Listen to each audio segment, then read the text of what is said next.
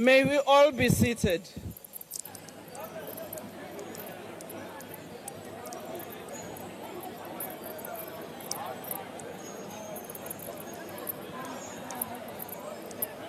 Honorable members, before we proceed with today's business, I wish to announce that the vacancies which occurred in the National Assembly owing to the resignation of Dr. M.Q. Ndlozi and Mr. Y. Yetana have been filled with effect from 5 February 2025 by the nominations of Ms. N.M. Hlongo and Mr. C. Matiwane, respectively. The members have made and subscribed to the oath in the Speaker's office. I welcome the new members to this august assembly as full members of the National Assembly.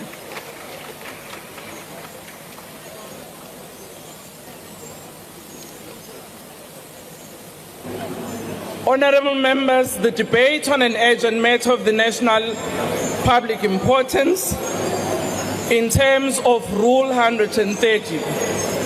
And this is the only item on the order paper and is a debate on an urgent matter of national public importance in terms of Rule 130 in the name of Mr. C. Hatting on the recent casualties incurred by the South African National Defence Force in the Democratic Republic of Congo and their implications for the Defence Force.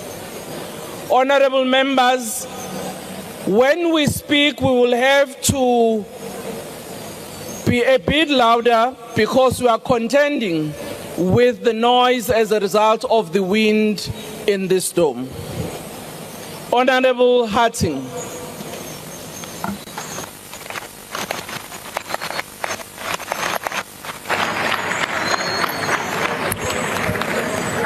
Thank you, Honourable Speaker, for granting this urgent debate.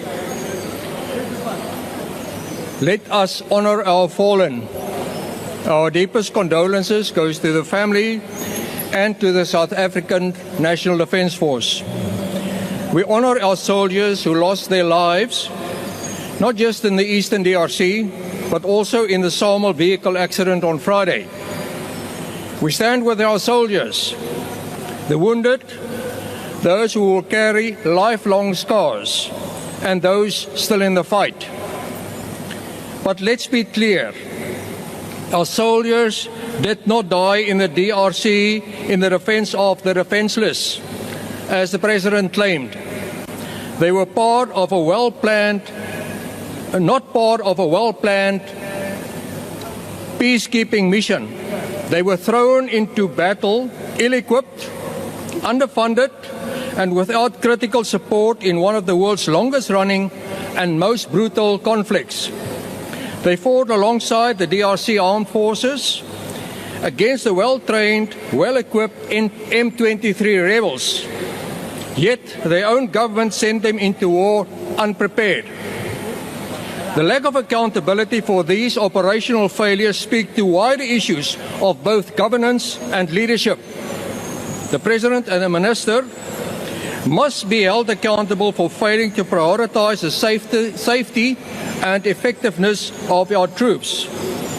Only on Tuesday, the Minister of Defence, in her staggering ignorance, said, "We are not going to war. We are not taking all our power. We only take what we need to protect ourselves." This was her excuse for the absence of close air support, our Rooivalk attack helicopters. She deliberately avoided the truth. Our air capability has collapsed due to years of neglect, mismanagement, budget cuts, and looting during the 9 wasted years of state capture. She also evaded and refused to answer serious questions in the Joint Standing Committee about what advice and warnings were given to her and the President when they considered this farce of a deployment. We have now seen the price of her failed leadership. For more than a decade, warnings about the SANDF's weaknesses have been ignored, and now we are paying the ultimate price. Our forces were deployed under SAMI DRC to support the DRC government to combat armed groups like M23. But let's be honest, the mission is a failure.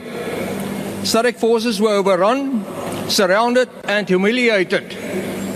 The Malawian Defence Force has already withdrawn. Why? Because this mission was doomed from the beginning.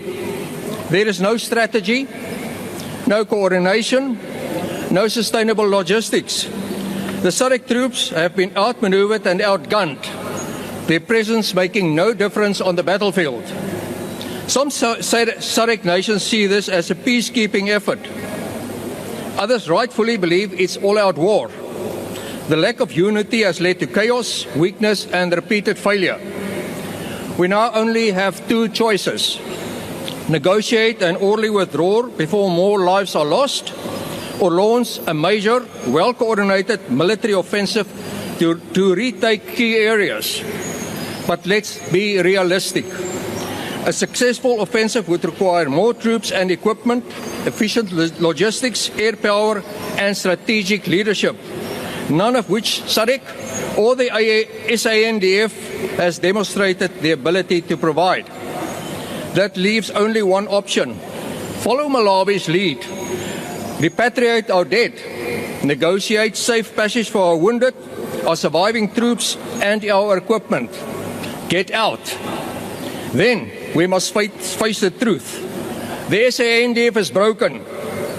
We need to go back to the drawing board, reassess our entire defense strategy, and rebuild our armed forces from the ground up to the level of the competence that South Africa needs. And for that, we need leadership. Strong, decisive, competent leadership. Something the SANDF has not seen in a very long time. Even the SANDF's official X account, that's Twitter account, posted this damning statement, and I quote, "One day we will know the real reason President Cyril Ramaphosa appointed Angie Motshekga as the Minister of Defense. For now, it simply doesn't make sense." I close the quote. We agree. They are right. It doesn't make sense. Let me make this clear. We need to withdraw from the DRC immediately, and Minister Angie Motshekga must go, voluntarily or otherwise. The time for excuses is over. Lives are at stake. Leadership is failing, and South Africa cannot afford to stand by watching the predicted life-costing humiliation unfolding any longer. I thank you, Honourable Speaker. Thank you, Honourable KMN Kikaba.